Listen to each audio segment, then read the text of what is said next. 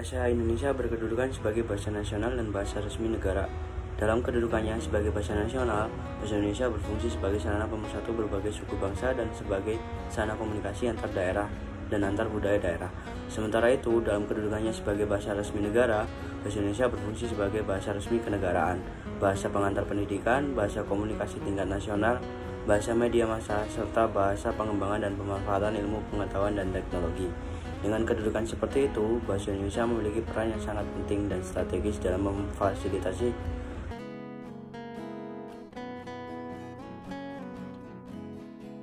generasi saat ini sering mencampur adukan satu bahasa Indonesia dengan bahasa yang lain. Contohnya yang biasa dikenal dengan bahasa anak Jaksel, yang dimana mereka menambahkan bahasa Inggris dengan bahasa Indonesia.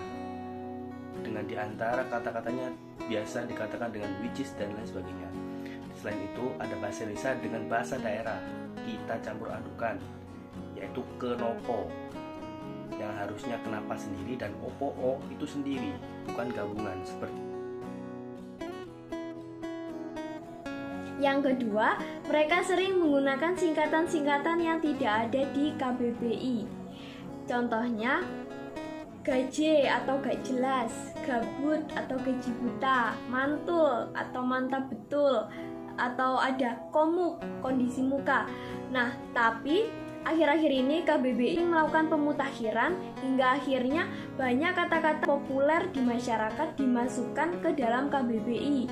Ada buber, mager, baper, japri, itu sudah dimasukkan di KBBI. Jadi bisa dicek sendiri di KBBI daring.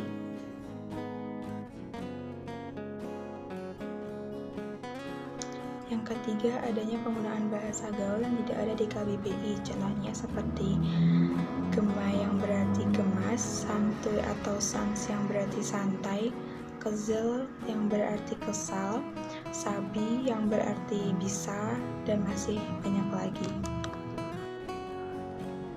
Penggunaan bahasa Indonesia di kalangan remaja adalah yang pertama, mencampur-campurkan bahasa Indonesia dengan bahasa asing. Dan yang kedua, membuat singkatan yang tidak ada di KBBI.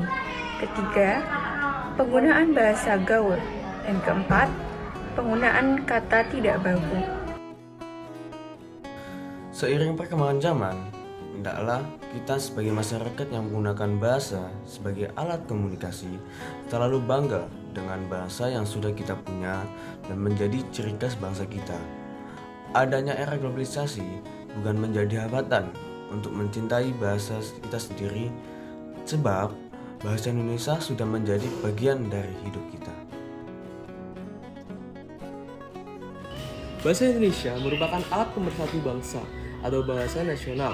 Bahasa Indonesia merupakan jati diri kita atau ciri khas sebagai bangsa Indonesia. Itulah sebabnya ada pepatah yang mengatakan bahasa menunjukkan bangsa. Kehadiran bahasa di tengah masyarakat yang semakin maju ini berfungsi sebagai alat komunikasi antar anggota masyarakat. Karena tidak akan pernah mungkin kita dapat berkomunikasi tanpa bahasa.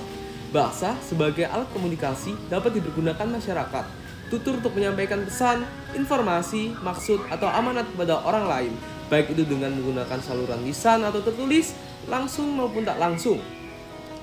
Kegiatan komunikasi ini terjadi karena adanya keinginan dari pembicara untuk menyampaikan pesan kepada pendengar. Tentunya, di era modern sekarang ini sudah tidak jarang kita jumpai orang yang tinggal di daerah pedesaan yang notabene-nya adalah asli orang Jawa menggunakan bahasa Indonesia sebagai aktivitas komunikasi. Tidak ada perbedaan tentang siapa yang boleh menggunakan bahasa Indonesia, karena bahasa Indonesia bersifat umum, universal, atau menyeluruh. Semua orang berhak menggunakan bahasa Indonesia, baik orang tua, remaja, maupun anak-anak untuk berkomunikasi.